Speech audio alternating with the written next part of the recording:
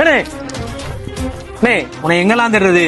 ஏம்ல பெண்ணுல கையில 500 ரூபா தான் இருக்கு. என்ன போன் வாங்கலாம்? நேத்து லாஞ்சான ஓப்போ ரெனோ 16 காசே இல்லாம வாங்கி தரம்ல. வாழ 500 ரூபா உள்ள வை, நான் காசே இல்லாம வாங்கி தரேன் உனக்கு. வா, காசே இல்லாம ரெனோ 16 சீரிஸ் நீங்க வாங்கிக்கலாம்.